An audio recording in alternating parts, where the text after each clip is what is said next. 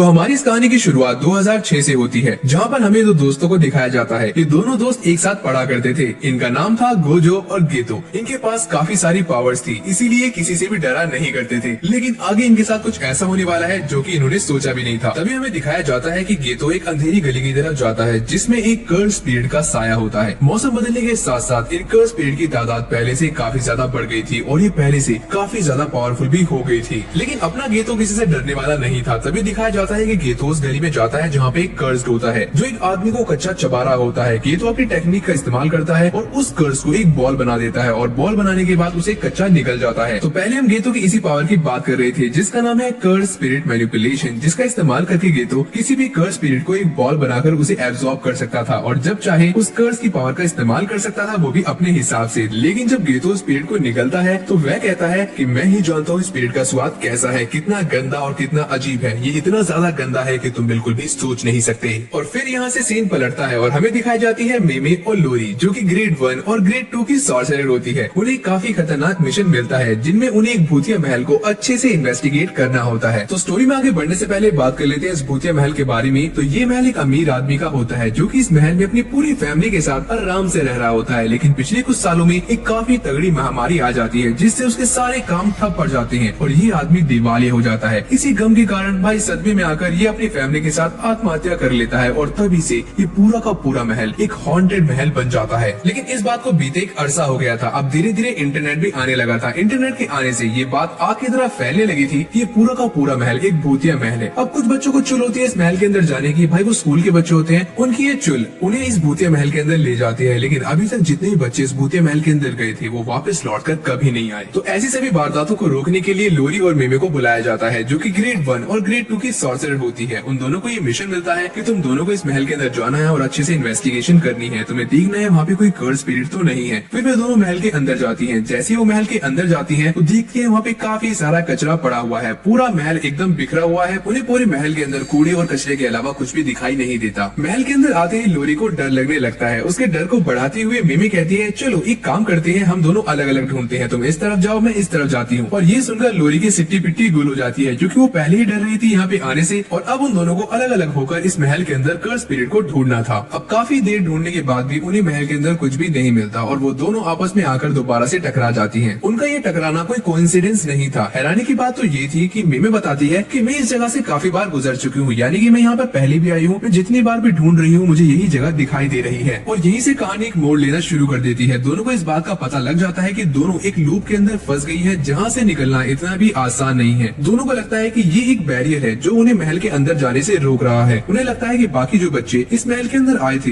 वो भी इस बैरियर के अंदर फंस गए होंगे और कर्स ने उन्हें मार दिया होगा। अब बस हमें क्या करना है, उस कर्स को ढूंढना है और उसे जान से मार देना है, क्योंकि हमारे हिसाब से वो कर्स अभी काफी ज्यादा कमजोर है। अब उन दोनों को एक बात तो समझ आने लगी थी, जो कर्स स्पिरिट है वो काफी ज्यादा वीक है। अब बस उन्हें उस स्पिरिट को ढूंढना है और उसे जान से मार देना है। लेकिन देखते ही देखते जब वो पूरे महल के अंदर छानबीन करते हैं तो पूरा महल ताश के पत्तों की तरह पूरा झरझर के नीचे गिर जाता है। फिर हमें अगले ही सीन के अंदर गोजो और गेतो को दिखाया जाता है, जो कि महल के अंदर लोरी और मेमे को बचाने के लिए आए होते हैं। लेकिन अब महल पूरा ताश के पत्तों की तरह गिर चुका था। लोरी और मेमे को इस बात का बिल्कुल भी अंदाजा नहीं था कि इस महल के अंदर उन्हें पूरे 2 दिन बीत चुके हैं। लेकिन बातें करते करते ही उनके सामने महल का कर्स बाहर आ जाता है, जिसको देखकर गेतो काफी ज्यादा खुश होता है। फिर गेतो भी अपने बड़े से कर्स को बाहर निकालता है, जो कि महल के कर्स को कच्चा चबा जाता है और उसे मार देता है। गोजो और गेतो के लिए ये काम इतना भी ज्यादा मुश्किल नहीं था। फिर यहाँ से सीन पलटता है और हमें यागा दिखाया जाता है। यागा जो कि गोजो और गेतो को एक नए मिशन पे भेजने की बात करता है। और फिर यहीं से हमारी कहानी एक नया मोड़ लेती है। हमें दिखाया जाता है मास्टर टेंजन को, जो हर 500 सालों में अपनी टेक्निक को रिफ्रेश करते हैं और रिफ्रेश करने के लिए उन्हें एक बंदे की जरूरत पड़ती है। और इस बार वो बंदा एक लड़की होती है जिसका नाम होता है वेसल, जिसे लोग प्यार से रिको भी बुलाते हैं। और यहीं से गोजो और गेतो को एक नया मिशन मिल जाता है। यागा कहता है कि तुम्हें वेसल को किसी भी तरीके से जुजुत्सु हाई के अंदर लेके आना है और उसे पूरा प्रोटेक्ट करना है। ध्यान रखना है कि मास्टर टेंजन इसे मर्ज करने वाले हैं, तो वेसल को कुछ भी नहीं होना चाहिए। अब गोजो और गेतो वेसल को लेने के लिए लोकेशन पर पहुंच जाते हैं। लेकिन जैसे वो वहाँ पहुँचते हैं तभी ग्रुप क्यू, जो कि वेसल को मारने के लिए वहाँ पे आया हुआ था, वो उन दोनों पर हमला कर देता है। गेतो वेसल को बचाने के लिए उस कमरे में जाता है जहाँ पर हमला होता है और गोजो नीचे इंतजार करता है। तभी गेतो देखता है कि वेसल बच चुकी है, उसे कोई भी नुकसान नहीं हुआ। अब गेतो जल्दी से वेसल को प्रोटेक्ट कर लेता है। तभी गोजो पर भी एक हमला होता है। एक सोल्जर गोजो से कहता है क्या तुम मुझसे लड़ना चाहोगे? गोजो हंसकर कहता है कि हाँ भाई मैं तुमसे लड़ तो लूंगा, लेकिन मैं तुम्हें काफी बुरा मारने वाला हूँ। जब तक तुम मुझसे माफी की भीख नहीं मांगोगे मैं तुम्हें छोड़ूंगा भी नहीं। नहीं। और ये बंदा ग्रुप क्यू का मास्टर होता है जो कि गोजो को लड़ने के लिए ललकारता है, लेकिन अपना गोजो किसी से डरने वाला नहीं था, वो भी इसके चैलेंज को एक्सेप्ट कर लेता है। और दूसरी तरफ गेतो भी एक सोल्जर को पकड़ लेता है जिसने वेसल पर हमला किया था, और ये सोल्जर बार बार गेतो से कहता है मुझे छोड़ दो, मुझे छोड़ दो, मेरे मुंह से निकल गई। लेकिन अपना गेतो कुछ ऐसा रिएक्ट करता है जैसे कि उसने कुछ सुना ही नहीं है। फिर ये सोल्जर गुस्से में आकर कहता है कि तुम नहीं जानते कि मेरे साथ मेरा मास्टर भी यहाँ पे आया हुआ है, वो तुम दोनों की चटनी बना देगा। तभी गेतो के फोन के अंदर एक टेक्स्ट से मैसेज आता है जिसके अंदर गोजो ने एक फोटो भेजी होती है, और इस फोटो के अंदर गोजो ने उस ग्रुप क्यू के मास्टर को भाई धूल चटा दी होती है, जिसको देखकर ये सोल्जर भाई पूरा डर जाता है। फिर गेतो का कर्स उस सोल्जर को कच्चा निकल जाता है। अब मास्टर के मरने के बाद क्यू ग्रुप बिल्कुल बंद हो जाता है, क्योंकि मास्टर नहीं रहा तो क्यू ग्रुप क्या करेगा। तो अभी तक हमने देखा कि गोजो और गेतो की लाइफ काफी ज्यादा मस्त चल रही थी, एकदम मक्खन की तरह, लेकिन उन दोनों को इस बात का बिल्कुल भी अंदाजा नहीं था कि उनकी लाइफ में एक काफी बड़ा तूफान आने वाला है जिसका नाम है टोजी। फिर अगले ही सीन में हमें टोजी को दिखाया जाता है जो कि एक सॉर्सरर किलर है जिसको वेसल को मारने का काम दिया जाता है। वैसे तो टोजी के पास किसी भी तरीके की कर्स स्पिरिट नहीं थी, लेकिन फिर भी टोजी काफी ज्यादा पावरफुल होता है। अब टोजी इस बात को अच्छी तरह जानता है कि वेसल को मारना इतना भी ज्यादा आसान नहीं है, क्योंकि वेसल के पास गोजो और गेतो है, खासकर गोजो। और टोजी ये बात भी काफी ज्यादा अच्छे से जानता था कि जब तक गोजो वेसल के आसपास है तो टोजी वेसल का कुछ भी नहीं बिगाड़ सकता। इसलिए टोजी पहले अपना दिमाग लगाता है, वो सोचता है कि पहले गोजो को थकाने के लिए मैं अपने गुंडे भेजूंगा, जिससे गोजो थक जाएगा और बाद में मौका देखकर मैं गोजो को आराम से टपका दूंगा। फिर दिखाया जाता है कि गोजो और गेतो वेसल की सारी बात मानते हैं, क्योंकि याका उनसे कहता है कि मास्टर टेंजन ने यह आदेश दिया है कि तुम्हें वेसल की सारी बात माननी पड़ेगी। फिर एक आदमी को दिखाया जाता है जो कि वेसल को मारने वाले को इनाम देने की बात करता है, इसलिए जितने भी कर्स यूजर होते हैं वो सारे के सारे वेसल को मारने के लिए आ जाते हैं। फिर वे आदमी टोजी से कहता है कि अगर तुमने वेसल को नहीं मारा तो मैं सारा का सारा इनाम उस आदमी को दे दूंगा जो कि वेसल को जान से मार देगा। फिर हमें दिखाया जाता है कि गोजो और गेतो वेसल को लेकर उसके स्कूल में चले जाते हैं, जहाँ पर काफी सारे कर्स यूजर उन्हें मारने के लिए वहाँ पहुँच जाते हैं। अब स्कूल के अंदर गेतो का सामना एक बूढ़े कर्स यूजर के साथ होता है जिसके पास छोटी छोटी कर्स स्पिरिट होती है। वो सोचता है कि गेतो एक छोटा बच्चा है जिसे थोड़ा बहुत भी एक्सपीरियंस नहीं है, तो वो गेतो को आराम से मार सकता है। लेकिन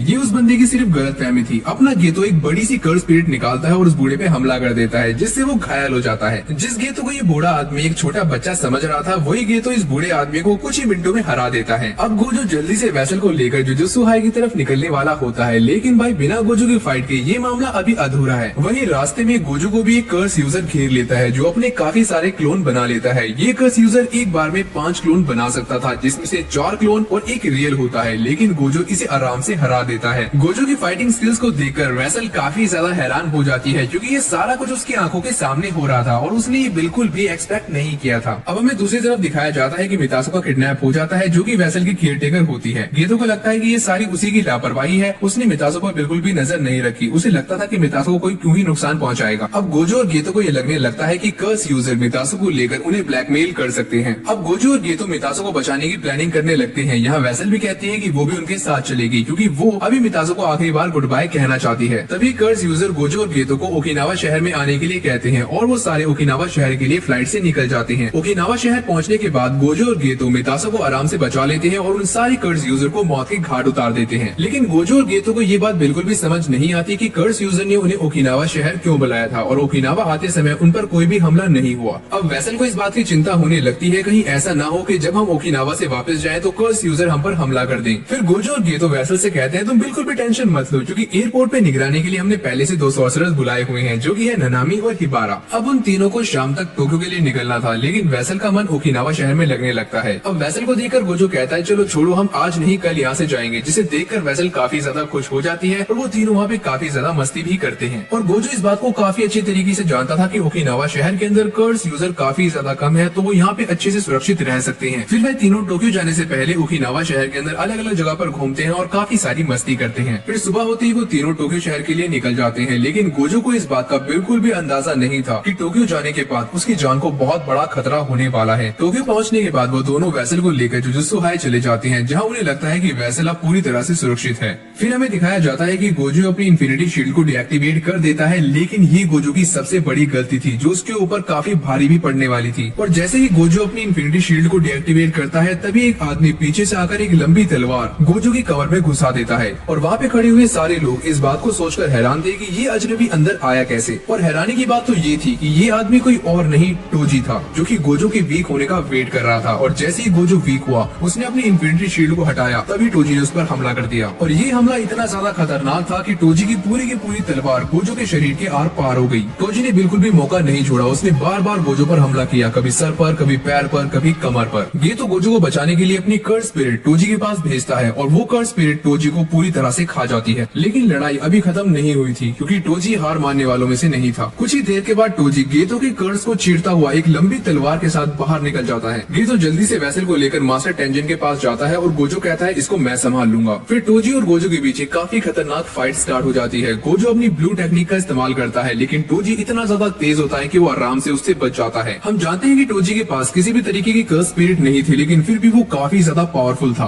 टोजी को इस बात का अच्छे से पता था कि गोजो के पास इन्फिनिटी शील्ड है, तो गोजो को हराना इतना भी आसान नहीं होने वाला। गोजो किसी भी तरीके की कर्स स्पिरिट को आराम से सेंस कर सकता था, लेकिन टोजी के पास कोई भी कर्स स्पिरिट नहीं थी और वो अपनी स्पीड का यूज करता है, तो गोजो को समझ नहीं आता कि वो क्या करे। और जैसे ही गोजो डिस्ट्रैक्ट होता है, तभी टोजी उस पे एक ऐसे वेपन से हमला कर देता है जो कि बहुत ही ज्यादा खतरनाक होता है। इस वेपन के सामने गोजो की इन्फिनिटी शील्ड भी टिक नहीं पाती। ये वेपन उसको चीरता हुआ सीधा गोजो के गले में घुस जाता है। फिर टोजी बार बार गोजो पर खतरनाक हमले करता है और उसको अधमरा कर देता है। गोजो इससे पहले कुछ सोचता तब तक उसकी हालत काफी ज्यादा खराब हो जाती है। फिर हमें दिखाया जाता है कि गेतो वेसल को लेकर मास्टर टेंजन के पास चला जाता है। फिर गेतो वेसल से पूछता है कि अगर तुम चाहो तो मास्टर टेंजन के साथ मर्ज हो सकती हो, वरना हम वापस भी चल सकते हैं। वेसल ये बात बिल्कुल भी नहीं जानती थी कि उसके पास वापस जाने वाला भी ऑप्शन है। फिर गेतो कहता है कि अब ये तुम्हारे ऊपर है, तुम्हें मर्ज होना है या वापस चलना है। गोजो और गेतो इस बात को पहले ही डिसाइड कर चुके थे, अगर वेसल मास्टर टेंजन के साथ मर्ज होने से मना कर देती है तो उसे वो वापस छोड़ आएंगी और बाद में जो भी होगा वो देख लेंगे, क्योंकि वो दोनों सबसे ज्यादा पावरफुल हैं। अगर उन्हें मास्टर टेंजन के साथ फाइट भी करनी पड़ी तो वो कर लेंगे। अभी फैसला वेसल को करना था कि उसे मास्टर टेंजन के साथ मर्ज होना है या फिर वापस घर जाना है। अभी वेसल इस बात को डिसाइड कर ही रही होती है, तभी एक गन का साउंड आता है और गोली निकलकर सीधा वेसल की खोपड़ी में लगती है और वेसल मर जाती है। और ये गोली किसी और ने नहीं बल्कि टोजी ने चलाई होती है। गोली मारने के बाद टोजी कहता है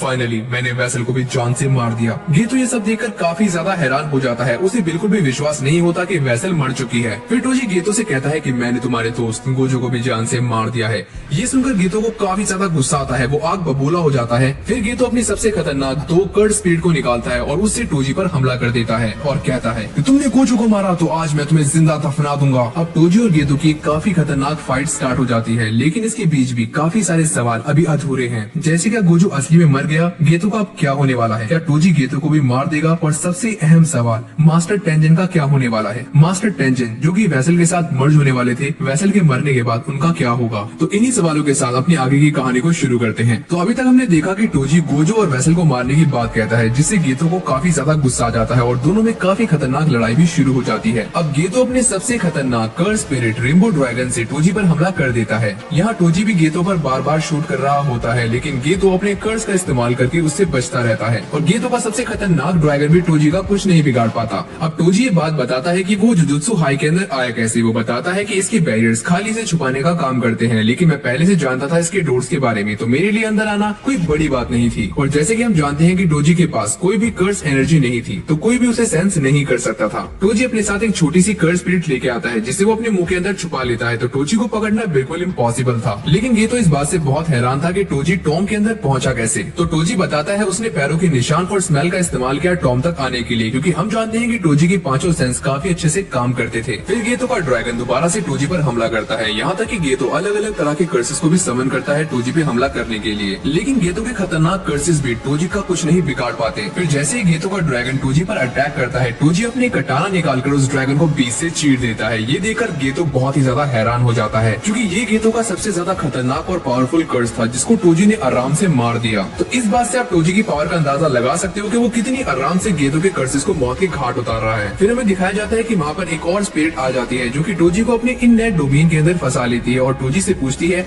कि क्या मैं सुंदर लग रही हूँ। टोजी से कहता है कि यार तुम बिल्कुल भी सुंदर नहीं हो, ना ही तुम मेरे टाइप की हो। तभी टोजी के सामने काफी सारे कटर जैसे ब्लेड आ जाते हैं, जो कि टोजी को मारने के लिए आते हैं, लेकिन टोजी अपने वेपन से उन सारे ब्लेड्स को काट देता है। और फिर गेतो टोजी के कर्स को एब्जॉर्ब करने के बारे में सोचता है। वह सोचता है कि अगर मैंने टोजी के कर्स को एब्जॉर्ब कर लिया तो उसके पास कोई भी हथियार नहीं बचेगा जिससे वो लड़ सके। लेकिन जैसे ही गेतो टोजी के कर्स को एब्जॉर्ब करने जाता है, तो ये कर्स उसे रिजेक्ट कर देता है, क्योंकि इस कर्स को गेतो उसकी मर्जी के बिना एब्जॉर्ब नहीं कर सकता था। और तभी टोजी एक दूसरी तलवार निकालता है, जिससे वो गेतो के सीने को छल्ली कर देता है। और फिर हमें दिखाया जाता है इन दोनों की लड़ाई के अंदर गेतो काफी ज्यादा घायल हो जाता है और टोजी कहता है कि मैं चाहूँ तो तुम्हें आराम से मार सकता हूँ, लेकिन अगर मैंने तुम्हें मारा और तुम्हारे अंदर के सारे कर्सेस बाहर आ गए तो मेरे लिए काफी बड़ी मुसीबत हो सकती है और मैं इतनी बड़ी मुसीबत मोल नहीं लेना चाहता। और फिर टोजी गेतो को इसी हालत में छोड़कर वहाँ से चला जाता है। और इसके बाद अगले ही सीन में हमें दिखाया जाता है कि गोजो का हाथ थोड़ा थोड़ा हिल रहा था। इससे एक बात तो साफ हो गई थी कि गोजो अभी मरा नहीं था। और फिर हमें दिखाया जाता है कि टोजी वेसल की बॉडी को लेकर स्टार रिलीजियस ग्रुप के प्रेसिडेंट के पास चला जाता है, जो कि वेसल की बॉडी को देखकर बहुत ज्यादा खुश होता है और वह टोजी से कहता है कि टोजी मैं तुम्हें काफी बड़ा इनाम भी दूंगा। फिर उसके बाद प्रेसिडेंट वेसल की लाश को उठाता है और वहाँ से चला जाता है। और ये सब देखकर टोजी कहता है अभी ये बंदा थोड़ा पागल है क्या। फिर उसके बाद कोंग और टोजी को एक साथ दिखाया जाता है, जिससे एक काफी बड़ी बात सामने निकल कर आती है। और यहाँ हमें ये बात पता लगती है कि टोजी ने ही मितासो को किडनैप कराया था और उसने कोंग से कहा था कि तुम मितासो को दूर ले जाना और उसे मार देना। लेकिन कोंग के दिमाग में कुछ और ही चल रहा था। उसने जानबूझकर मितासो का रेस्क्यू करवाया ताकि गोजो और गेतो दोनों थक जाएं और दोनों को मारना काफी ज्यादा आसान हो जाए। और कोंग ने जैसा सोचा था बिल्कुल वैसा ही हुआ। और फिर हमें दिखाया जाता है कि टोजी कोंग से कहता है कि चलो यार थोड़ा महंगा खाना खाने चलते हैं। लेकिन कोंग कहता है कि यार तुम कभी भी पैसे खर्च नहीं करते और मैं तुमसे दोबारा मिलना नहीं चाहता, या तो मैं तुमसे अगले मिशन में मिलूंगा या फिर सीधा नर्क में। और यहीं से हमारी कहानी काफी खतरनाक मोड़ लेती है। जैसे ही टोजी यहाँ से निकलने वाला होता है तभी उसे सामने गोजो खड़ा हुआ दिखाई देता है। गोजो को जिंदा देखकर टोजी को काफी ज्यादा हैरानी होती है और फिर टोजी सोचता है कि मैंने तो इसे मार दिया था, ये दोबारा जिंदा हुआ कैसे। फिर गोजो टोजी की हैरानी को खत्म करते हुए बताता है कि जैसे ही टोजी ने उसके ऊपर हमला किया था उसने सारा फोकस अपना रिवर्स कर्स टेक्निक पे लगा दिया था, जिससे वो आराम से हील कर पाया। और ऐसा गोजो ने पहली बार किया था और इसके रिजल्ट्स काफी खतरनाक थे। और फिर टोजी को अपनी सबसे बड़ी गलती का एहसास होता है। उसे लगता है कि गोजो को मारते समय उसे गोजो की गर्दन को धड़ से अलग कर देना चाहिए था, जो कि उसकी सबसे बड़ी गलती रही। और उसकी इसी एक गलती के कारण गोजो आज जिंदा उसके सामने खड़ा था। लेकिन टोजी को लगता है कि वो दोबारा से गोजो को आराम से मार देगा, तो इसलिए वो दोबारा से अपना वेपन निकालता है और गोजो पर हमला करता है। लेकिन इस बार अपना गोजो आराम से उसके वेपन को डॉज कर लेता है। और इस बार गोजो एक काफी खतरनाक टेक्निक का इस्तेमाल करता है, जो कि है कर्स रेड। इस टेक्निक का इस्तेमाल करने से टोजी काफी दूर जाकर गिरता है और ये टेक्निक बहुत ही ज्यादा पावरफुल होती है, जिसे गोजो ने अब मास्टर कर लिया था। लेकिन टेक्निक रेड से भी टोजी को कुछ खास फर्क नहीं पड़ा। उसके शरीर पर छोटी मोटी खरोच आई लेकिन कोई भी हड्डी नहीं टूटी। लेकिन टोजी को अब इस बात का पता था कि गोजो के पास अब 3 टेक्निक्स है। पहली है इन्फिनिटी शील्ड, दूसरी है टेक्निक ब्लू और तीसरी है टेक्निक रेड। और टोजी ये बात जानता था कि उसे अब गोजो से 3 टेक्निक्स के साथ लड़ना पड़ेगा। लेकिन वो थोड़ा बहुत डर भी रहा था क्योंकि गोजो की आंखों में एक अलग सी चमक थी जो कि टोजी को डरा रही थी। लेकिन फिर भी टोजी अपने चेहरे पर बिल्कुल भी शिकन महसूस नहीं होने देता। वो अपने वेपन को एक चेन के साथ बांधता है ताकि उसे लड़ने में आसानी हो और वो हवा से भी गोजो पर हमला कर सके। फिर टोजी अपने स्पीयर से गोजो पर बार बार अटैक करता है और ये सारे अटैक बहुत ही ज्यादा खतरनाक होते हैं। लेकिन गोजो इन सारे अटैक को आराम से डॉज कर लेता है। और फिर हमें यहाँ पर एक और न्यू टेक्निक के बारे में पता लगता है, जो कि टेक्निक रेड और ब्लू को मिलाकर बनती है। ये है टेक्निक पर्पल, जो कि अपने रास्ते में आने वाली हर चीज का सफाया आराम से कर देती है। अब गोजो अपनी इसी टेक्निक का इस्तेमाल करके टोजी पर हमला कर देता है, जिससे टोजी का आधा शरीर फट जाता है। और टोजी को ये सब देखकर अब डर लगने लगता है और उसे अपनी गलती का एहसास भी होने लगता है कि उसे गोजो से पंगा नहीं लेना चाहिए था। और टोजी, जो कि अपने क्लैन को ये दिखाना चाहता था कि वो कितना ज्यादा पावरफुल है, और इसी घमंड के चलते उसने गोजो से पंगा ले लिया और अब ये पंगा उसे काफी ज्यादा महंगा पड़ रहा था। फिर गोजो टोजी से उसके आखिरी शब्दों के बारे में पूछता है और टोजी अपने बेटे मैगुमी को याद करते हुए बताता है कि आने वाले 2-3 सालों के अंदर मैगुमी को ज़ेन क्लैन को बेच दिया जाएगा। और ये कहने के बाद टोजी का शरीर उसका साथ छोड़ देता है और टोजी की मौत हो जाती है। और फिर हमें दिखाया जाता है कि गेतो भागते हुए टाइम वेसल हेडक्वार्टर की तरफ जा रहा था, लेकिन रास्ते में उसे टोजी का कर्स दिखता है, जिसकी हालत काफी ज्यादा बुरी होती है। और जैसे ही गेतो हेडक्वार्टर के अंदर जाता है उसे सामने गोजो दिखाई देता है, जिसने अपने हाथ में वेसल की लाश को पकड़ा हुआ होता है। और आसपास ग्रुप के लोग काफी खुश हो रहे होते हैं, लेकिन गेतो ये सब कुछ देख के काफी हैरान हो जाता है। फिर गेतो गोजो को देखता है, जो कि पहले से थोड़ा बहुत अलग दिखाई दे रहा होता है। फिर गेतो कहता है कि चलो अब हमें यहाँ से चलना चाहिए। लेकिन गोजो कहता है मेरा मन कर रहा है कि मैं यहाँ पे खड़े हुए सभी लोगों को मार दूं। लेकिन इस पर गेतो कहता है कि ये करने का कोई फायदा नहीं है, क्योंकि ये लोग बस गुलाम हैं और इनको चलाने वाले सभी लोग यहाँ से भाग चुके हैं और कुछ समय के बाद ये ग्रुप अपने आप ही बंद हो जाएगा, तो अब हमें चलना चाहिए। ये कहने के बाद गोजो और गेतो यहाँ से चले जाते हैं। और आगे इस कहानी में और भी काफी खतरनाक मोड़ आने वाले हैं, तो लास्ट तक जरूर से बने रहना। और यहाँ से हमारी कहानी 1 साल आगे जाने वाली है, यानी कि 2007 में। और अब हमें यहाँ पर गेतो और शोको को दिखाया जाता है, जो कि गोजो पर पेंसिल और रबर फेंकते हैं। रबर तो गोजो को लग जाती है, लेकिन पेंसिल इन्फिनिटी के कारण उसे नहीं लगती। और यहाँ पे गोजो इस बात को एक्सप्लेन करता है कि उसकी इन्फिनिटी पहले से भी स्ट्रॉन्ग हो चुकी है। वो इस बात को भी आइडेंटिफाई कर सकती है कि उसकी तरफ आने वाली कौन सी चीज हार्मफुल है और कौन सी नहीं। गोजो की इन्फिनिटी शील्ड और भी ज्यादा स्ट्रॉन्ग होने के कारण अब वो उसे लंबे समय तक चालू रख सकता था, जिससे उसे बिल्कुल भी थकान नहीं होती थी, जबकि पहले वो ऐसा करने पर थक जाता था। और इसके साथ साथ गोजो अब रिवर्स कर्स टेक्निक को भी इस्तेमाल करना सीख चुका था। और फिर गोजो बताता है कि बहुत जल्दी वो काफी सारी न्यू टेक्निक्स भी सीखने वाला है, जैसे कि टेलीपोर्ट करना। फिर गेतो के मन में एक ख्याल आता है कि गोजो पहले से भी ज्यादा पावरफुल हो चुका है, अब वो काफी सारे मिशंस अकेले ही हैंडल कर लेता है, इसलिए गेतो को भी काफी सारे मिशंस पर अकेले ही जाना पड़ता है। और ये गर्मी का मौसम इन सॉर्सरर्स के लिए काफी ज्यादा बिजी था, क्योंकि इस दौरान कर्स पेड़ की तादाद पहले से काफी गुना बढ़ चुकी थी और गेतो भी इन्हें एब्जॉर्ब कर करके थक चुका था। लेकिन अब गेतो अपने रास्ते से धीरे धीरे अलग होता जा रहा था, क्योंकि गेतो ने इंसानों का घिनौना रूप देख लिया था। और फिर गेतो शावर लेने जाता है। नहाने के बाद वो एक कमरे में अकेला बैठ जाता है और तभी वहाँ पे हाइबारा आता है, जो कि उससे बात करने की कोशिश करता है। हाइबारा कहता है कि मैं एक बहुत बड़ी मिशन के लिए बहुत दूर जा रहा हूँ और वहाँ से मैं तुम्हारे लिए और गोजो के लिए कुछ न कुछ खाने के लिए जरूर लेके आऊंगा। फिर गेतो हाइबारा से पूछता है कि तुम्हें जुजुत्सु सॉर्सरर बनकर कैसा लग रहा है। हाइबारा बताता है कि मुझे इसके बारे में कुछ ज्यादा नहीं पता, लेकिन मैं जो भी हूँ इसमें खुश हूँ। फिर हमें दिखाया जाता है कि उन दोनों के सामने एक अनजान लड़की आती है, जो उनसे पूछती है कि तुम्हें किस तरह की लड़की पसंद है। हाइबारा उसे कहता है कि मुझे वो लड़की पसंद है जो ज्यादा खाती है, आई मीन खाने पीने वाली लड़कियाँ। ये बोलकर हाइबारा उस लड़की और गेतो को वहाँ पर छोड़कर चला जाता है। फिर वह लड़की दोबारा गेतो से वही सवाल पूछती है कि तुम्हें किस तरह की लड़कियाँ पसंद है, और इस पे गेतो से पूछता है कि तुम हो कौन। फिर यूकी अपने बारे में बताती है। वो कहती है मैं एक स्पेशल ग्रेड सॉर्सरर हूँ। कमाल की बात तो ये है कि गेतो जानता था कि ये लड़की कौन है। ये लड़की ना तो जुजुत्सु हाई से थी और ना ही यहाँ से मिशंस लिया करती थी। इस लड़की को अकेले रहना पसंद था और ये सारे मिशंस अकेले ही किया करती थी। फिर यूकी गेतो को अपने बारे में बताती है। वो कहती है कि जुजुत्सु हाई के लोग सिर्फ बीमारी का इलाज करते हैं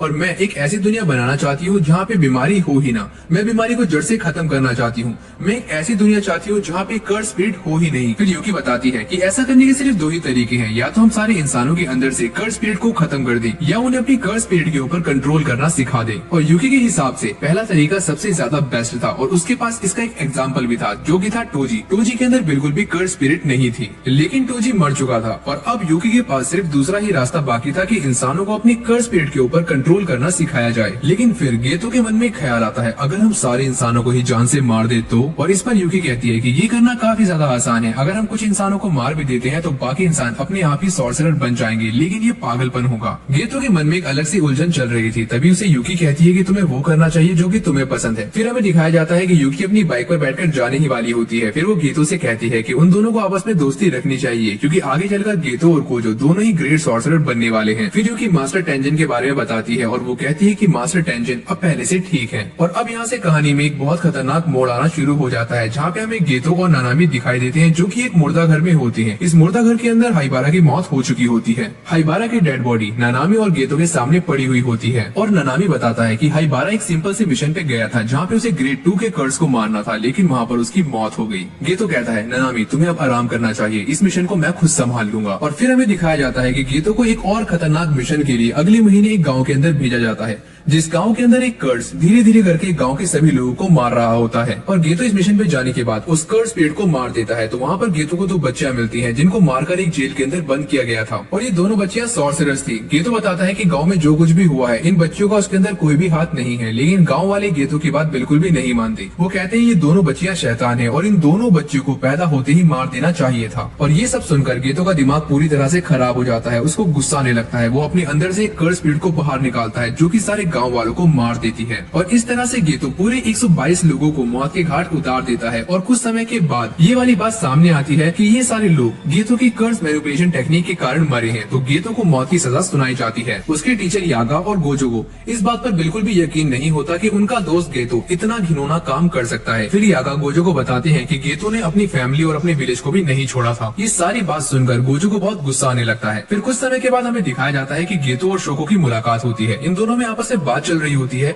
तभी शोको गेतो से पता करती है कि तुमने ऐसा क्यों किया था। फिर गेतो बताता है कि मैं एक ऐसी दुनिया बनाना चाहता हूँ जहाँ पर सिर्फ और सिर्फ जुजुत्सु सॉर्सरर्स हो और कोई भी कर्स स्पिरिट ना हो। और मैं अच्छी तरह जानता हूँ कि तुम मेरी इस बात को नहीं समझोगी। और फिर हमें दिखाया जाता है कि शोको फटाफट से गोजो को कॉल कर देती है और वो बताती है कि गेतो यहीं पर है। मैं गेतो को गिरफ्तार नहीं कर सकती क्योंकि मुझे मरने का शौक नहीं है। फिर कुछ समय के बाद गोजो भी वहाँ पर पहुँच जाता है। फिर गोजो भी गेतो से यही सवाल करता है, क्या तुम सच में सारे इंसानों को मार देना चाहते हो? फिर गेतो गोजो को वही जवाब देता है कि मैं एक ऐसी दुनिया बनाना चाहता हूँ जहाँ पर कोई भी कर्स ना हो और सारे इंसान भी ना हो। और ये सब सुनकर गोजो को बहुत ही ज्यादा गुस्सा आता है। गेतो बताता है कि उन सभी की मौत किसी न किसी रीजन से जरूर हुई है। फिर गोजो कहता है कि सारे इंसानों को मारना इम्पॉसिबल है और तुम कभी भी अपना गोल अचीव नहीं कर सकते। इस पर गेतो बताता है कि मेरे लिए इम्पॉसिबल है, लेकिन शायद तुम ये काम कर सकते हो। अगर मैं भी तुम्हारे जितना पावरफुल हो जाऊँ तो मैं भी अपना गोल आराम से अचीव कर सकता हूँ। और गेतो जाते हुए गोजो से बात कहता है, तुम चाहो तो मुझे मार सकते हो। और फिर हम देखते हैं कि गोजो अपनी पर्पल टेक्निक से गेतो को मारने मारने का ट्राई करता है, लेकिन वो उसका दोस्त होता है तो उसे मार नहीं पाता और गेतो वहाँ से भाग जाता है। फिर कुछ समय के बाद हमें गोजो और यागा को दिखाया जाता है, जिसमें गोजो कहता है कि सॉरी यागा, मैं गेतो को नहीं मार पाया और मैं उसे मार भी नहीं सकता। और यहीं से हमारी कहानी में एक नए मोड़ की शुरुआत होती है। हमें दोबारा से टाइम वेसल एसोसिएशन का हेडक्वार्टर दिखाया जाता है, जहाँ पे हमें गेतो भी देखने को मिलता है। इसके बंद होने के बाद भी इसके काफी सारे मेंबर्स अभी भी एक्टिव थे और गेतो इनका बॉस बनना चाहता है। गेतो एक प्रिस्ट के रूप में कार्य करना चाहता है, जो कि इन लोगों को कर्स स्पिरिट से बचाएगा। और यहाँ पर हमें वो दो लड़कियां भी देखने को मिलती है, जिन्हें छोड़कर गेतो ने पूरे गाँव को मार दिया था। फिर हम देखते हैं कि गेतो स्टेज पे जाता है और जाकर बोलता है कि अब से ये ऑर्गेनाइजेशन मेरी है और मैं बहुत जल्दी इसका नाम भी बदलने वाला हूँ। काफी सारे लोग इस बात को लेकर ऑब्जेक्शन उठाते हैं। फिर गेतो नीचे से एक मैनेजर को बुलाता है। उसे स्टेज पे बुलाने के बाद गेतो उसे बहुत बेरहमी से मार देता है और ये देखकर वहाँ के सारे लोग हैरान हो जाते हैं। फिर गेतो सबको धमकी देता है कि तुम्हें मेरी बात माननी ही पड़ेगी और जो मेरी बात नहीं मानेगा उसका हाल यही होने वाला है। फिर इस कहानी की दूसरी तरफ हमें गोजो और मेगुमी को दिखाया जाता है। गोजो मेगुमी से पूछता है क्या तुम ज़ेनिथ क्लैन में जाना पसंद करोगी। मेगुमी कहता है कि अगर मैं ज़ेनिथ क्लैन में चला गया तो मेरी बहन का क्या होगा। इस बात पर गोजो हंसते हुए कहता है अरे तुम टेंशन मत, ज़ेनिथ क्लैन को मैं संभाल लूंगा और तुम दोनों का ध्यान भी मैं ही रखूंगा, बस तुम्हारी बहन को स्ट्रॉन्ग बनना होगा। फिर हमारी कहानी की शुरुआत 2018 से होती है, जहाँ पर गोजो बैठा हुआ अपनी पुरानी यादों के बारे में सोच रहा होता है। तभी गोजो के 3 स्टूडेंट्स यूजी, मेगुमी और नोबारा उसको आकर उठा देते हैं। गोजो ने उन तीनों को यहाँ पर किसी सीक्रेट मिशन के लिए बुलाया होता है और आगे की कहानी और भी ज्यादा खतरनाक होने वाली है, बस लास्ट तक जुड़े रहना। हमारी आगे की कहानी अक्टूबर 2018 से शुरू होती है, जहाँ पर यूजी, मेगुमी और नोबारा एक सीक्रेट मिशन से वापस आ रहे होते हैं। वहीं मेगुमी थोड़ा बहुत थक जाता है तो वो आराम करने के लिए चला जाता है। यूजी बताता है कि वो एक नई फिल्म देखने जा रहा है, अर्थवर्म 4, तो वो नोबारा को भी आने के लिए कहता है, लेकिन नोबारा उसे साफ मना कर देती है। नोबारा कहती है कि मैंने इस मूवी के 1, 2, 3 कोई सा भी पार्ट नहीं देखा। तब यूजी उसे सारे पार्ट्स के फटाफट से रिकैप दे देता है। वो बताता है कि पहले पार्ट में ये हुआ था, सेकंड पार्ट में ये हुआ और थर्ड पार्ट में ये हुआ। वो उसे अर्थवर्म 4 का ट्रेलर भी दिखाता है। वो बताता है इसके अंदर एक पागल साइंटिस्ट है जिसने एक लड़के को केचुए के अंदर बदल दिया है। अब एक लड़की को इस केचुए से प्यार हो जाता है। ये सब सुनकर नोबारा काफी परेशान हो जाती है और वहाँ से जाने लगती है। फिर वही पास में हमें एक लड़की दिखाई देती है जो कि यूजी को काफी देर से घूर रही थी। कहानी की दूसरी तरफ हमें टोडो और मेमे देखने को मिलते हैं, जो कि क्योटो के प्रिंसिपल के ऑफिस में हमें दिखाई देते हैं। वो वहाँ पर कुछ बच्चों के रैंक्स को बढ़वाने के लिए आए थे, जिनमें यूजी, मेगुमी और नोबारा के नाम भी शामिल थे। टोडो और मेमे चाहते थे कि इन पांचों के रैंक्स को बढ़ाकर फर्स्ट ग्रेड कर दिया जाए, जो कि इतना भी आसान नहीं था, क्योंकि फर्स्ट ग्रेड बनने के लिए इन पांचों को पहले किसी न किसी फर्स्ट ग्रेड के साथ एक मिशन कंप्लीट करना पड़ेगा और मिशन कंप्लीट हो जाने के बाद इन्हें सेमी फर्स्ट बना दिया जाएगा। उसके बाद इन्हें अकेले भी एक फर्स्ट ग्रेड मिशन कंप्लीट करना पड़ेगा। उसके बाद ये सोचा जाएगा कि इन्हें फर्स्ट ग्रेड बनाना है या फिर नहीं। और फिर हमें दिखाया जाता है कि टोडो और मिमी टेबल टेनिस खेल रहे होते हैं। तभी टोडो कहता है कि मुझे पक्का यकीन है कि यूजी सारे मिशन फटाफट कंप्लीट कर लेगा, फिर मैं उसके साथ आराम से मिशन पे जाया करूंगा, वो तो मेरा पक्का यार है। तो इस बात पर मिमी कहती है कि हमने जिन भी लोगों की सिफारिश की होती है हम आगे चलकर उनके साथ मिशन पर नहीं जा सकते। टोडो इस बात को सुनकर बहुत ज्यादा दुखी हो जाता है और वहाँ पर मिमी मैच जीत जाती है और वहाँ से चली जाती है। फिर हमें नोबारा को दिखाया जाता है जो कि शॉपिंग करके वापस आ रही होती है, लेकिन उसके पीछे वही लड़की होती है जो कि यूजी को बार बार घूर रही थी। फिर वह लड़की नोबारा से यूजी के बारे में पूछती है। वो कहती है कि मैं यूजी के साथ स्कूल में पढ़ा करती थी, लेकिन उस टाइम में काफी मोटी थी, लेकिन अब मैं काफी पतली हो चुकी हूँ और मेरा नाम यूको है। मैं यूजी का नंबर पहले नहीं मांग पाई थी, तो फटाफट से नोबारा मेगुमी को कॉल करती है, क्योंकि मेगुमी यूकी के बारे में ज्यादा अच्छे से जानता था। फिर यूको नोबारा से पूछती है क्या तुम भी यूजी को पसंद करती हो। इसमें नोबारा साफ मना कर देती है, लेकिन मना करते टाइम नोबारा के मन में थोड़ी बहुत हिचकिचाहट रहती है, जिससे लगता है कि वो यूजी को पसंद करती होगी। लेकिन तभी मेगुमी वहाँ पर आ जाता है। वो बताता है कि यूजी की कोई भी गर्लफ्रेंड नहीं है। फिर यूको मेगुमी से पूछती है कि यूजी को किस तरह की लड़कियां पसंद है। मेगुमी कहता है कि यूजी ने मुझे एक बार बताया था कि उसे लंबी लड़कियां पसंद है। ये सुनकर यूको और नोबारा दोनों खुश हो जाती हैं। फिर नोबारा यूजी को जल्दी से कॉल करती है और यूजी वहाँ पर आ जाता है। यूजी यूको को देखकर आराम से पहचान लेता है। फिर वो दोनों एक फ्लैशबैक में जाते हैं, जहाँ पे यूजी अपनी क्लासरूम में बैठा होता है। उसके दोस्त यूजी से पूछते हैं कि तुम्हें क्लास में कौन सी लड़की पसंद है। तो यूजी कहता है कि मुझे क्लास में से चुनना होगा तो मैं यूको को चुनूंगा, क्योंकि यूको की राइटिंग काफी ज्यादा अच्छी है।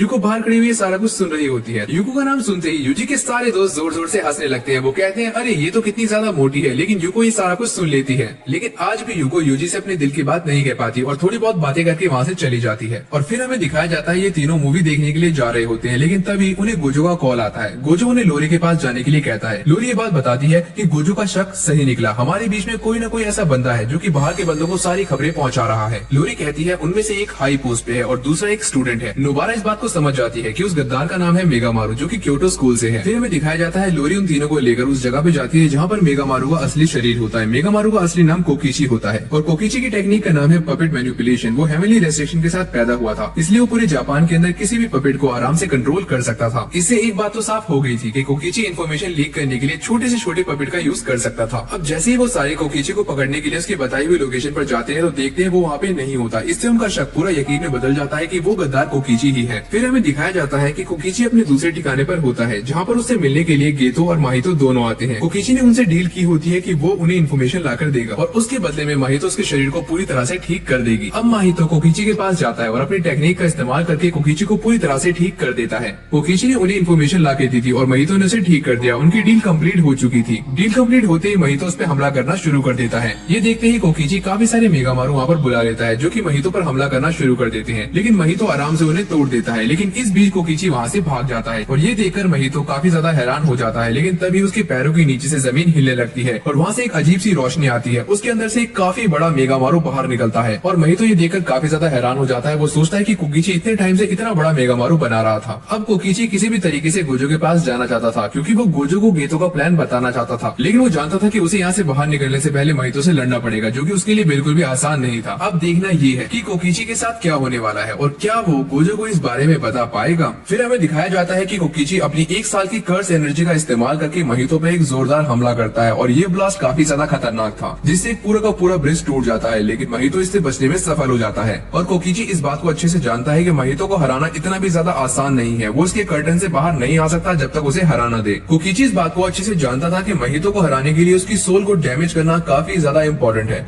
और उसके ब्लास्ट माहितो की सोल को बिल्कुल भी नुकसान नहीं पहुंचा रहे थे। फिर भी वो माहितो पे अलग अलग तरह के पंचेस इस्तेमाल करता है, लेकिन माहितो उन सारे पंचेस को डॉज कर लेता है। फिर हमें दिखाया जाता है कि कोकिची अपनी 2 साल की कर्स एनर्जी का इस्तेमाल करके माहितो पर एक जोरदार अटैक करता है, लेकिन माहितो अपने आप को एक मछली जैसा बनाकर पानी में कूद जाता है। फिर वह पानी से बाहर निकलता है और कोकिची पर एक जोरदार मुक्का जड़ता है। ये लड़ाई आगे चलकर और भी ज्यादा खतरनाक होने वाली थी। फिर हमें दिखाया जाता है कि कोकिची एक कैप्सूल को अपने कैनन के अंदर डालता है और इस कैप्सूल के अंदर उसकी एक स्पेशल कर्स टेक्निक होती है, जिसको वो सिर्फ 4 बार ही यूज कर सकता था और वह सोचता है कि शायद वो इससे माहितो को डैमेज कर सकेगा। फिर कोकिची माहितो की तरफ निशाना लगाता है और इस कैप्सूल को शूट करता है। ये कैप्सूल एक गोली की तरह निकलती है जो सीधा जाकर माहितो के हाथ में चिपक जाती है। माहितो को लगता है कि इस कैप्सूल से उसका कुछ भी नहीं होने वाला, लेकिन कुछ देर के बाद उसका हाथ पूरा फूलने लगता है और उसका हाथ गुब्बारे की तरह फूलकर फट जाता है। और इसी मौके का फायदा उठाकर कोकिची माहितो को एक जोरदार लात मारता है, जिससे माहितो काफी ज्यादा दूर जाकर जंगल में गिर जाता है। माहितो इस बात को सोचकर काफी ज्यादा हैरान था कि कोकिची ने उसकी सोल को आखिरकार डैमेज कर ही दिया। लेकिन जैसे ही कोकिची का रोबोट दोबारा से माहितो पर हमला करने जाता है तो माहितो वहाँ से बचकर उड़ने लगता है। फिर कोकिची को लगता है कि ये इतनी जल्दी ठीक कैसे हो गया, लेकिन सच बात तो ये थी कि माहितो ऐसा दिखा रहा था कि उसकी सोल को कोई भी डैमेज नहीं हुआ है। लेकिन कोकिची इस बात को अच्छे से जानता था कि उसका कैप्सूल अच्छे से काम कर रहा है। दूसरी तरफ हम गेतो को देखते हैं, जो कि दूर खड़ा हुआ मुस्कुरा रहा होता है और अब कोकिची अपनी 5 साल की कर्स एनर्जी का इस्तेमाल करते हुए माहितो पर एक हमला करता है और उसके रोबोट में से 5 एनर्जी बीम्स निकलती हैं और ये 5 एनर्जी बीम्स काफी ज्यादा पावरफुल होती हैं, जो अपने टारगेट को हिट करने के बाद ही फूटती हैं। अब माहितो इस अटैक से बचने का काफी ज्यादा ट्राई करता है। वो अलग अलग जानवर भी बनता है ताकि वो इस एनर्जी बीम से बच पाए। कोकिची का ये अटैक काफी ज्यादा कमाल का था और माहितो इससे सिर्फ बचकर भाग रहा था। फिर माहितो उड़ते हुए मेगामारू के पास चला जाता है और फिर हमें दिखाया जाता है कि माहितो अपने हाथ को एक ब्लेड जैसा बना लेता है और वो मेगामारू के पीछे लगी हुई सारी वायर्स को काट देता है और जो बीम्स माहितो का पीछा कर रहे थे उनमें से कुछ बीम आके मेगामारू के पीछे फट जाते हैं। लेकिन फिर भी मेगामारू माहितो को एक जोरदार मुक्का जड़ता है और माहितो उड़ता हुआ जंगल में जाकर गिरता है। और अब कोकिची को ये बात लगने लगी थी कि वो माहितो को मार सकता है, इसलिए वो दोबारा से कैप्सूल को लोड करता है और इस बार माहितो की जान को भी खतरा था, इसलिए वो अपना डोमेन एक्सपेंशन कर लेता है। फिर माहितो काफी सारे बड़े बड़े हाथ निकालकर मेगामारू को नीचे गिरा देता है। फिर दिखाया जाता है कि माहितो एक और नई टेक्निक का इस्तेमाल करता है, जिससे वो कोकिची को बिना हाथ लगाए अंदर ही जान से मार देता है। माहितो को इस बात पर यकीन होता है कि कोकिची मर चुका है, लेकिन फिर हमें दिखाया जाता है कि कोकिची जिंदा है और कोकिची के पास अब भी 2 कैप्सूल्स है जिनका वो इस्तेमाल कर सकता है। कोकिची एक ऐसी टेक्निक का इस्तेमाल करता है जिससे डोमेन के अंदर भी बचा जा सकता है। फिर कोकिची का रोबोट दोबारा से खड़ा होता है, वो कैप्सूल उठाता है और माहितो के अंदर सीधा कैप्सूल को घुसा देता है। और कोकिची की इस टेक्निक का नाम था सिंपल डोमेन, जिससे वो यूजर के आसपास बैरियर बना देता है, जिससे किसी की भी डोमेन एक्सपेंशन का उस पर कोई भी असर नहीं पड़ता। और फिर हमें दिखाया जाता है कि कैप्सूल लगने के बाद माहितो का पूरा शरीर फूलकर फट जाता है और उसका डोमेन भी खत्म हो जाता है। और अब कोकिची को ये लगता है कि माहितो मर चुका है, इसलिए वो गेतो को मारने के लिए उसकी तरफ बढ़ता है, क्योंकि अब भी उसके पास थोड़ी बहुत कर्स एनर्जी बाकी थी। कोकिची को लगता है कि अब वो गेतो को भी आराम से मार देगा, लेकिन पीछे से दोबारा से माहितो आता है। वो उसके रोबोट को पूरा फाड़ देता है। कोकिची को इस बात पर बिल्कुल भी यकीन नहीं होता कि माहितो अभी तक जिंदा कैसे है। फिर वो एक छोटा सा मेगामारू बनाता है जो कि माहितो के ध्यान को भटकाता है और जैसे ही मेगामारू माहितो के पास जाता है वो जाते ही ब्लास्ट हो जाता है। फिर हमें दिखाया जाता है कि पीछे से कोकिची भी माहितो पर हमला कर देता है और कोकिची के माहितो पर हमला करने से पहले ही माहितो उसे छू देता है और ये लड़ाई यही खत्म हो जाती है और यहाँ से हमारी कहानी बदलती है। दूसरी तरफ हमें दिखाया जाता है कि मीवा अब भी क्योटो स्कूल के अंदर मेगामारू के पास बैठी हुई होती है। तभी मीवा कहती है कि मैं जल्दी ही तुम्हारे असली शरीर से मिलने आऊंगी, लेकिन उसे क्या पता था कि उसका क्लासमेट कोकिची अब मारा जा चुका है और वो कभी वापस लौटकर नहीं आएगा और न ही ये मेगामारू अब नींद से जागेगा। दूसरी तरफ हमें दिखाया जाता है कि गेतो और माहितो लड़ाई के बाद जा ही रहे होते हैं, लेकिन तभी गेतो कहता है कि ये वाली लड़ाई काफी ज्यादा खतरनाक थी। इस पर माहितो कहता है कि ऐसा कुछ भी नहीं है, मुझे लड़ने में काफी मजा आया और आज से 10 दिन के बाद शुरू होने वाला है मेन इवेंट शिबुया इवेंट, जिसके लिए दोनों अब बिल्कुल तैयार थे। तो यहाँ से हमारी कहानी सीधा 10 दिन आगे बढ़ जाती है, जब हमें दिखाया जाता है कि शिबुया के अंदर काफी ज्यादा भीड़ है। आज 31 अक्टूबर है और आज हैलोवीन का दिन है, इसलिए सारे लोग हैलोवीन की कॉस्ट्यूम पहन के बाहर निकले हुए थे। जैसे ही 7 बजते हैं तो शिबुया के चारों तरफ एक कर्टन बिछा दिया जाता है, जिससे आम लोग इस कर्टन के अंदर कैद हो जाते हैं और इन लोगों को ये बताया जाता है कि ये तब तक बाहर नहीं जा सकते जब तक यहाँ पर गोजो ना आ जाए, इसलिए ये लोग बार बार गोजो को यहाँ बुलाने की बात करते हैं। फिर हमें देखने को मिलता है कि कर्टन के चारों तरफ जुजुत्सु सॉर्सरर्स की पूरी टीम आकर खड़ी हो जाती है। इस कर्टन के अंदर किसी भी तरीके का सिग्नल नहीं था और आम लोग सिर्फ इसके अंदर जा सकते थे, वो बाहर नहीं आ सकते थे। फिर हमें अकारी को दिखाया जाता है जो कहती है कि इस कर्टन को बाहर से तोड़ना काफी ज्यादा मुश्किल है, इस कर्टन को तभी तोड़ा जा सकता है जब इसको बनाने वाले कर्स यूजर को मारा जाए। और दूसरी तरफ हमें देखने को मिलता है कि कर्टन के अंदर लोग काफी ज्यादा परेशान थे, वो बार बार गोजो को अंदर भेजने की मांग कर रहे थे और ये लोग गोजो को जानते तक नहीं थे, लेकिन इन्हें ये बात पता थी कि गोजो के आने के बाद ही वो यहाँ से निकल सकते हैं। फिर पीछे से एक आदमी बोलता है कि उसने लोगों की भीड़ को स्टेशन के अंदर खींचते हुए देखा है, जिसको सुनकर सारे लोग हैरान हो जाते हैं। उन्हें लगता है कि अब वो काफी बड़ी प्रॉब्लम में है, लेकिन कुछ देर इंतजार करने के बाद गोजो उस कर्टन के अंदर आ जाता है, जिसको देखकर लोगों के अंदर थोड़ी बहुत उम्मीद जागने लगती है। तो यहाँ पर हमारा शिबुया मेन इवेंट स्टार्ट हो चुका है। अब देखना ये है कि गोजो क्या इन लोगों को बचा पाएगा, तो चलो यार आगे देखते हैं। कर्टन के अंदर एंटर होने के बाद गोजो सबसे पहले उस मॉल के अंदर जाता है, जहाँ पे काफी सारे लोगों की भीड़ इकट्ठा होती है। गोजो को इस बात का पता होता है कि यहाँ उसके लिए कोई न कोई जाल जरूर से बिछा के रखा होगा, लेकिन अपना गोजो डरने वाला नहीं है, वो जानता है कि वो सबसे ज्यादा पावरफुल है। फिर हमें दिखाया जाता है कि गोजो मॉल के अंदर चारों तरफ घूमने लगता है। तो यहाँ से हमारा सीन पलटता है और यहाँ पर हमें यूजी और मेमे दिखाई देते हैं। यहाँ पर हमें मेमे का छोटा भाई उई उई भी दिखाई देता है, जिसके हाथ में मेमे का काफी खतरनाक हथियार था। फिर यूजी इस बात को सोचकर काफी ज्यादा परेशान होता है कि गोजो को वहाँ पे लड़ने के लिए अकेला क्यों भेजा गया, हमें भी उसके साथ वहाँ पर होना चाहिए था। और तभी इस बात पे उई उई बोलता है कि मेरी दीदी किसी फालतू इंसान के बैकअप के लिए नहीं जाने वाली। तभी उसकी बहन उसे समझाती है कि गोजो कोई आम इंसान नहीं है। तभी उन्हें एक कॉल आती है, जिसमें उन्हें बताया जाता है कि शिबुया के अंदर एक और कर्टन बिछ चुका है और तुम सबको वहीं जाना है। और यूजी इस बात को सुनकर काफी ज्यादा एनर्जेटिक फील करता है। और फिर हमें दूसरी तरफ गोजो को दिखाया जाता है, जो कि टोक्यो मेट्रो स्टेशन पर होता है और यहाँ उसका सामना 3 लोगों से होता है और ये 3 लोग थे, जोगो, हनामी और कोजो। फिर गोजो उनसे कहता है पिछली बार तो तुम भाग गए थे और इस बार दोबारा बहाना बनाकर भाग मत जाना। और इस बात पर जोगो बोलता है कि इस बार बहाना बनाने की जरूरत मुझे नहीं, तुम्हें पड़ने वाली है। और फिर हमें यूजी और मेमे देखने को मिलते हैं, जिनके पास एक मैनेजर खड़ी होती है। वो कहती है कि गोजो के अंदर जाने के बाद वहाँ पर एक और कर्टन बिछाया गया है, इस कर्टन के अंदर कोई भी जुजुत्सु सॉर्सरर नहीं जा सकता। फिर हमें दिखाया जाता है कि मेमे स्टेशन के अंदर 2 क्रोस को भेजती है, जिससे उसे अंदर की सारी इन्फॉर्मेशन मिल सके। फिर मेमे यूजी को स्टेशन का मैप दिखाती है और दिखाते हुए उससे पूछती है कि तुम किसे मारना चाहते हो, उन ट्रांसफिगर्ड इंसानों को या माहितो को। और जहाँ तक हम यूजी को जानते हैं वो माहितो को ही चुनेगा, क्योंकि माहितो ने उसके दोस्त को जान से मारा था। और फिर हमें दिखाया जाता है कि जैसे ही यूजी नीचे पहुँचता है तो वहाँ पर उसे एक कर्स मिलता है, जो कि एक टिड्डे की तरह होता है, जो एक इंसान के सर को कच्चा चबा रहा होता है। और यूजी को ये सब देखकर काफी ज्यादा गुस्सा आने लगता है और वो टिड्डा भी समझ जाता है कि यूजी एक सॉर्सरर है। फिर यूजी उससे पूछता है कि माहितो कहाँ पर है। फिर वो टिड्डा कहता है कि मैं बहुत ज्यादा स्मार्ट हूँ और माहितो हमारे नीचे वाले लेवल पे है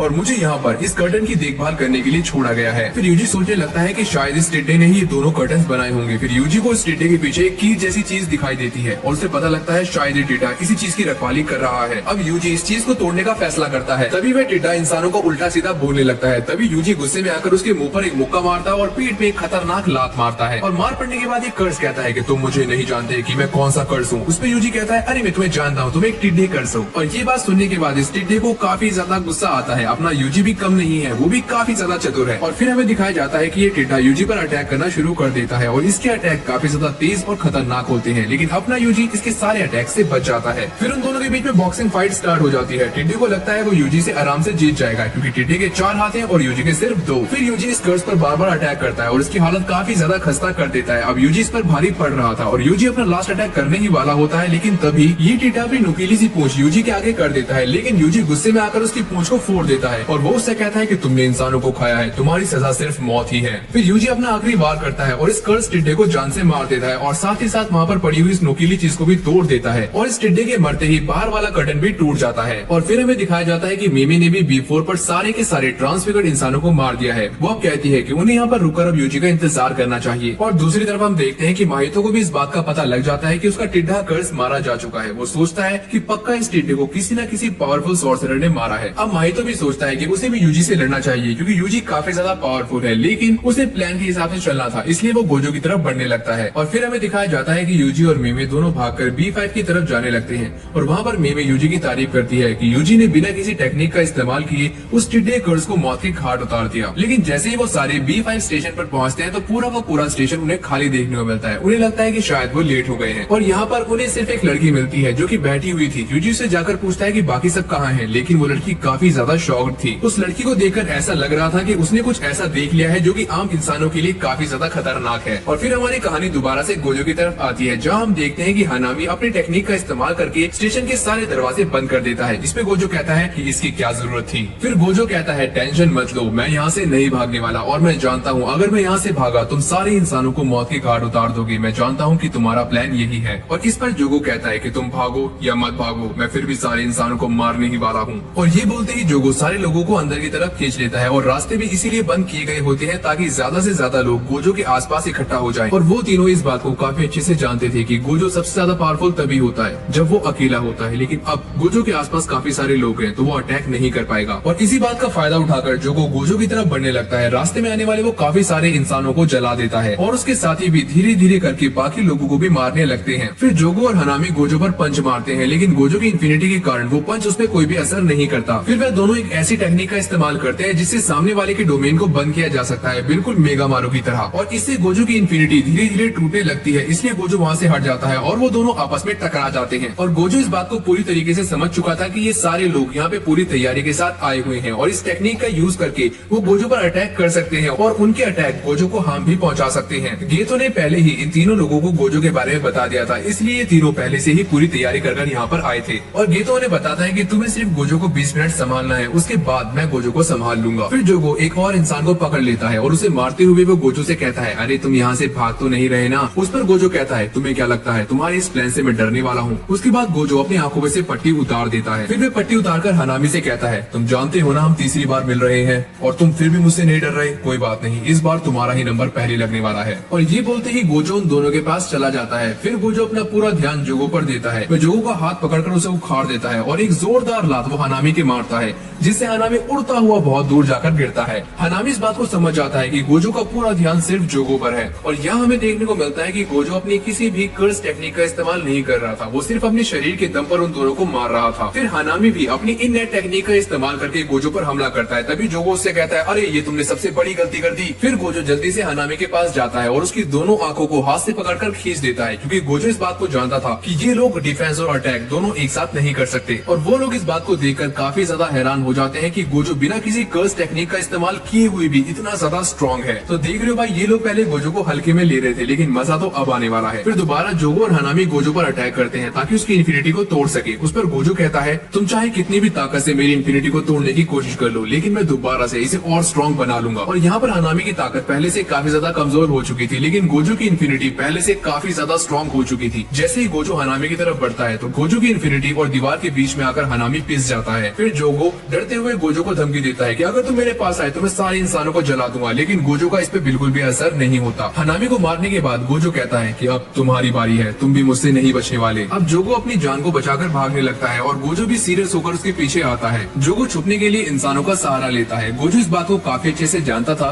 कि यहाँ पर खड़ा हुआ कोई भी इंसान बच नहीं पाएगा, लेकिन वो एक बात और कहता है कि मैं यहाँ से किसी भी कर्स को जिंदा बाहर नहीं जाने दूंगा। और फिर हमें गेतो को दिखाया जाता है जो कि एक टनल के अंदर बैठा हुआ होता है। वो कहता है कि पहले गोजो को थोड़ा और गुस्सा होने दो, फिर हम अपनी चाल चलेंगे। फिर हमारी कहानी दोबारा से यूजी और मेमे के पास चली जाती है, जहाँ पर उन्हें एक लड़की मिली थी। यूजी उस लड़की से पूछता है कि तुम यहाँ पर क्या कर रही हो। फिर वो लड़की बताती है कि यहाँ पर जितने भी इंसान खड़े हुए थे सारे के सारे जानवर और राक्षस बनकर एक ट्रेन में चले गए हैं। ट्रेन के अंदर जगह नहीं थी, इसलिए उन्होंने मुझे बाहर छोड़ दिया। और अपनी बात खत्म करते ही ये लड़की भी ट्रांसफिगर्ड होकर मर जाती है। और यूजी इस बात को समझ जाता है कि माहितो यहीं पर था और उसने सारे लोगों को डिसफिगर करके ट्रेन के अंदर भर दिया है। अब वो गोजो के पास चला गया है। और दूसरी तरफ हमें देखने को मिलता है कि स्टेशन पर सभी लोगों को ट्रेन के आने की आवाज सुनाई देती है और ट्रेन आकर वहाँ पर रुक जाती है। और गोजो इस ट्रेन को देखकर काफी ज्यादा चौंक जाता है। आम लोगों को लगता है कि अब वो इस ट्रेन के अंदर बैठकर यहाँ से आराम से निकल सकते हैं, लेकिन जैसे ही ट्रेन के दरवाजे खुलते हैं अंदर से काफी सारे डिसफिगर्ड बाहर निकलने लगते हैं, जो बाहर निकलते ही इंसानों को खाना शुरू कर देते हैं। फिर माहितो ट्रेन से बाहर आता है और बाहर आकर वो जोगो से कहता है देखो यहाँ की हवा कितनी ज्यादा अच्छी है, क्योंकि यहाँ की हवा में लोगों का डर मिला हुआ है। अब माहितो को जैसे ये बात पता लगती है कि हनामी मर चुका है, वो जल्दी से गोजो पर अटैक करने के लिए जाता है, लेकिन गोजो की इन्फिनिटी के सामने उसका पंच बेकार हो जाता है। गोजो यहाँ पर पहली बार माहितो को देखता है। उसे देखकर वो पहचान लेता है कि ये वही बंदा है जिससे यूजी और नानामी की लड़ाई हुई थी। और अब गोजो माहितो पर अटैक करता है, लेकिन माहितो उससे बचकर ऊपर वाला डोर खोल देता है जहाँ से काफी सारे इंसान नीचे गिरते हैं। और यहाँ हमें देखने को मिलता है कि माहितो और जोजो अपनी कर्स टेक्निक का इस्तेमाल करके बहुत सारे लोगों को मौत की घाट उतार देते हैं। अब गोजो के आसपास काफी सारे लोग मारे जा चुके थे। फिर वे दोनों गोजो पर अटैक करते हैं, लेकिन गोजो उनके अटैक को डॉज कर लेता है। जोगो बोलता है कि गोजो हमें सिर्फ अपने डोमेन एक्सपेंशन से ही मार सकता है, लेकिन अगर वो ऐसा करेगा तो यहाँ पे मौजूद सारे के सारे इंसान मारे जाएंगे, लेकिन बाहर का एनवायरनमेंट सेफ हो जाएगा। लेकिन गोजो ऐसा करेगा नहीं। लेकिन यहाँ पर तीनों कर्सेस की हालत इस बात को देखकर हैरान हो जाती है कि गोजो अपना डोमेन एक्सपेंशन करने वाला होता है। और फिर हमें दिखाया जाता है कि गोजो अपना डोमेन इनफाइनाइट वॉइड एक्टिवेट कर देता है, लेकिन वो इसे सिर्फ 0.2 सेकंड के लिए एक्टिवेट करता है, जिससे इंसानों को ज्यादा नुकसान नहीं होने वाला था। फिर गोजो बिजली की रफ्तार से सारे के सारे डिसफिगर्ड इंसानों को मौत की घाट उतार देता है, लेकिन ये करने के बाद भी गोजो काफी ज्यादा थक जाता है। फिर गोजो अपने सामने एक बॉक्स रखा हुआ देखता है और गेतो के ऑर्डर करने के बाद ये बॉक्स खुल जाता है, जिसके अंदर सामने काफी बड़ी आंख बनी हुई होती है, जिसे देखकर गोजो यहाँ से निकलने की कोशिश करता है। लेकिन पीछे से गेतो से आवाज देता है, अरे गोजो तुम कहाँ जा रहे हो। फिर गोजो सोचने लगता है कि गेतो अभी जिंदा कैसे है, और ये सोचने के दौरान सामने रखा हुआ बॉक्स एक्टिवेट हो जाता है, जो कि गोजो को पकड़ लेता है। अब तो गोजो ना तो हिल सकता था और ना ही किसी कर्स एनर्जी का इस्तेमाल कर सकता था। अब गोजो हार चुका था और गोजो के मन में बार बार ये सवाल आ रहा था कि ये बंदा है कौन। गोजो की 6 आइज उसे कह रही थी कि ये बंदा गेतो है, लेकिन उसका मन नहीं मान रहा था क्योंकि गेतो पहले मर चुका था। और फिर दिखाया जाता है कि गेतो अपने सिर में लगे हुए टाके को खोल देता है और अपने सिर की खाल हटाते हुए कहता है, अरे गोजो तुम्हें ये कैसे पता। फिर हमें दिखता है कि वहाँ पर एक कर्स बैठा हुआ होता है और ये कर्स काफी ज्यादा खतरनाक था, और यही इस कर्स की टेक्निक थी कि ये अपना दिमाग किसी के भी शरीर में डाल सकता है और उस इंसान की कर्स टेक्निक का भी इस्तेमाल अपने हिसाब से कर सकता है। और जैसे कि हम जानते हैं कि गोजो ने गेतो को मार दिया था, लेकिन वो पूरी तरह से मरा नहीं था। उसके बाद इस कर्स ने गेतो के शरीर पर अपना कब्जा कर लिया और इस कर्स का नाम है सूडो। फिर सूडो गोजो से कहता है कि तुम घबराओ मत, मैं तुम्हें आजाद कर दूंगा, लेकिन अभी नहीं, 1000 साल के बाद। फिर सूडो गोजो को आखिरी बार गुड बाय करते हुए कहता है कि चलो हमारी मुलाकात फिर एक नई दुनिया में होगी जहाँ पर कर्सेस का राज होगा। फिर कुछ देर के बाद हमें यूजी और मेमे को दिखाया जाता है जो कि पास के एक टनल के अंदर होती है। तभी यूजी के कान पर एक चीज आकर लग जाती है। ये ऐसे लगती है जैसे ये मेगामारू के द्वारा बनाया गया कोई डिवाइस हो, और इस डिवाइस के अंदर से कोकिची की आवाज आती है जो कि यूजी को बताता है कि सुनो यूजी, गोजो को अब सील कर दिया गया है। और इस बात को सुनकर यूजी और मेमे काफी ज्यादा चौंक जाते हैं। और यहाँ पर हमें एक बात काफी अच्छे से क्लियर हो चुकी है कि हमें जो गेतो दिखाया जा रहा है वो असल में गेतो नहीं है, वो एक ऐसा गेतो है जिसके दिमाग में एक कर्स बैठा हुआ है। और फिर हमें दिखाया जाता है कि गोजो गेतो से कहता है, क्या तुम ऐसे ही अपने ऊपर किसी को कब्जा करने दोगे। फिर गेतो का हाथ अपने आप उठकर ही उसकी गर्दन को दबाने लगता है, जिसको देखकर सूडो काफी ज्यादा हैरान हो जाता है क्योंकि सूडो के साथ ये पहली बार हुआ था। फिर सूडो और माहितो आपस में बात करने लगते हैं। तभी गोजो उनसे कहता है कि यार तुम टाइम खराब मत करो, तुम्हें जो करना है जल्दी करो। अब सूडो इस बॉक्स को बंद होने का ऑर्डर देता है, तभी ये बॉक्स जल्दी से बंद हो जाता है और गोजो इस बॉक्स के अंदर ट्रैप हो जाता है। फिर माहितो सूडो से पूछता है कि क्या हम इस बॉक्स का इस्तेमाल दोबारा नहीं कर सकते। सूडो बताता है कि इस बॉक्स का इस्तेमाल सिर्फ एक ही इंसान को कैद करने के लिए किया जा सकता है, और जब तक वो इंसान इस बॉक्स के अंदर अपने आप को मार नहीं लेता तब तक इसका इस्तेमाल किसी और इंसान के लिए नहीं किया जा सकता। और फिर हमें दिखाया जाता है यूजी और मेमे को, जिन्हें मेगामारू की बात पर बिल्कुल भी विश्वास नहीं हो रहा होता। फिर ये मेगामारू यूजी और मेमे को बताता है कि आज से 10 दिन पहले कोकिची की मौत हो चुकी है और मरने से पहले उसने 3 ऐसे पपेट बनाए थे ताकि गोजो की सील होते ही ये पपेट सीधा ही यूजी के पास चले जाएं, क्योंकि यूजी के गद्दार होने के चांसेस बहुत ज्यादा कम थे। फिर ये मेगामारू उन दोनों को बताता है कि तुम्हारी तरफ भी 2 कर्स यूजर आ रहे हैं तुम्हें मारने के लिए। फिर मेमे कहती है कि यूजी बताओ ये कर्सेस कितने ज्यादा स्ट्रॉन्ग होंगे। यूजी कहता है कि मैंने पहले जिस टिड्डे को मारा था उससे तो काफी ज्यादा स्ट्रॉन्ग ही होंगे। फिर मेमे इन सारी बातों को इग्नोर करते हुए यूजी से कहती है कि चलो हमें गोजो के पास जाना है, लेकिन मेगामारू उनसे कहता है कि अब सिचुएशन काफी ज्यादा बदल चुकी है। अब उन्होंने 4 अलग कर्टन्स बना दिए हैं और इन्हीं कर्टन्स के कारण ये गोजो तक नहीं पहुंच सकते। फिर यूजी कहता है कि मुझे यहाँ से बाहर निकल के सारे के सारे सॉर्सरर्स को ये बताना पड़ेगा कि गोजो को अभी सील कर दिया गया है। फिर मेगामारू मेमे से कहता है कि तुम्हें यूजी के लिए रास्ता साफ करना पड़ेगा और साथ ही साथ उन कर्स यूजर को भी मारना पड़ेगा। मेमे इस बात को मान जाती है। फिर मेमे मजाक करती हुई कहती है कि मेगामारू तुम्हारा बैंक बैलेंस कितना है, लेकिन मेगामारू सीरियस होकर कहता है कि अगर गोजो को बचाया नहीं गया तो पूरी दुनिया के लिए काफी बड़ी मुसीबत आने वाली है। फिर हमें दिखाया जाता है कि वो कर्स यूजर वहाँ पर अपने डॉग के साथ आ जाता है और मेमे भी उसे लड़ाई करने के लिए बिल्कुल तैयार थी। फिर दूसरी तरफ हमें सूडो को दिखाया जाता है जिसके हाथ से बॉक्स जिसके अंदर गोजो होता है वो नीचे गिर जाता है। फिर हमें उस बॉक्स के अंदर गोजो को दिखाया जाता है जहाँ पर टाइम रुका हुआ था और गोजो यहाँ पे काफी सारे स्केलेटन से घिरा हुआ था। गोजो इस बात को मानता है कि उसने इस बार काफी बड़ी गलती कर दी है, लेकिन उसे अपने दोस्तों पर पूरा विश्वास होता है कि वो उसे बचा ही लेंगे। फिर हमें दिखाया जाता है कि बाहर खड़ी हुई सारी जुजुत्सु सॉर्सरर की टीम को ये आदेश दिया जाता है कि अंदर इंसानों की संख्या काफी कम होती जा रही है और ट्रांसफिगर्ड ह्यूमंस ने भी अंदर इंसानों को मारना शुरू कर दिया है। इसलिए सबको ऑर्डर मिलता है कि अंदर जाकर वो उन पर अटैक करें। गोजो को अंदर गए हुए पूरा 1 घंटा हो जाता है। अब इन लोगों को लगता है कि अंदर कुछ ना कुछ गड़बड़ जरूर से है और फिर हमें दिखाया जाता है कि सारी की सारी टीम्स बैरियर के अंदर चली जाती है। बैरियर के बाहर हमें क्योटाका देखने को मिलता है जो किसी से फोन पर बात कर रहा था, लेकिन तभी उस पर पीछे से एक हमला होता है। ये कोई और नहीं, एक कर्स यूजर था और इसका नाम था हारुता। और यहाँ पर हमें एक और लड़की भी देखने को मिलती है। इस लड़की का नाम उराओमे होता है जो कि हारुता से कहती है कि तुम बैरियर के बाहर खड़े सारे के सारे मैनेजर्स को मार दो और जैसे ही तुम्हारा ये काम खत्म हो जाएगा तुम भी अंदर आ सकते हो। फिर दूसरे ही सीन के अंदर हमें गेतो और माहितो को दिखाया जाता है जो कि आपस में बात कर रहे होते हैं, लेकिन तभी माहितो का ध्यान मेगामारू के बने हुए उस पपेट पे जाता है जो कि उनकी निगरानी कर रहा होता है और तभी माहितो उसको तोड़ देता है। और यही बात मेगामारू यूजी को बताता है कि वो लोग अब गोजो को नहीं उठा सकते। फिर मेगामारू यूजी से कहता है कि उन्हें सारे सॉर्सरर्स के साथ स्टेशन को चारों तरफ से घेर लेना चाहिए कि जैसे ही कर्टन हटेगा वो सारे उन पर अटैक कर सकते हैं। तभी यूजी भागते हुए सबसे बाहर वाले कर्टन के पास आ जाता है और इस कर्टन के अंदर ट्रांसफिगर्ड आम लोगों को मार रहे थे, जहाँ पे यूजी उनकी बैंड बजा देता है। फिर हमें दिखाया जाता है कि यूजी भागकर एक बहुत बड़ी बिल्डिंग के ऊपर चला जाता है जहाँ से वो खड़ा होकर नानामी को पुकारता है। उसकी आवाज इतनी ज्यादा तेज होती है कि पूरे शिबुया में गूंज रही होती है। फिर यूजी जोर से चिल्लाते हुए बताता है कि गोजो को सील कर दिया गया है और ये बात सुनकर सारे बहुत ज्यादा हैरान हो जाते हैं। फिर नानामी कहता है कि अगर ये सच है कि गोजो सील्ड हो गया है तो उनकी कंट्री को अब ऊपर वाला ही बचा सकता है। अंदर की तरफ भी सारे कर्सेस इस बात को समझ गए थे कि अब सारे सॉर्सरर्स एक साथ उन पर हमला करने वाले हैं। गेतो कहता है कि वो यहीं रहकर इस बॉक्स को प्रोटेक्ट करेगा। फिर वो सारे लोग आपस में यूजी को मारने और ना मारने की बात करने लगते हैं। फिर माहितो कहता है कि चलो यार एक गेम खेलते हैं, अगर यूजी को मैंने पहले देखा तो मैं यूजी को मार दूंगा, अगर जोगो ने यूजी को पहले देख लिया तो तुम यूजी को सुकुना की फिंगर खिलाकर सुकुना को जिंदा कर देना। फिर इनके बीच में चोजो कहता है कि अगर उसने यूजी को देखा तो वो भी यूजी को मार देगा। फिर जोगो कहता है कि समझदारी इसी बात में है कि हम सारे यहीं पर हैं क्योंकि सारे सॉर्सरर्स यहीं आने वाले हैं गोजो को बचाने के लिए। लेकिन माहितो उसकी बात पर बिल्कुल भी ध्यान नहीं देता और माहितो जोर से चिल्लाता है गेम स्टार्ट, और ये बोलते ही माहितो भागने लगता है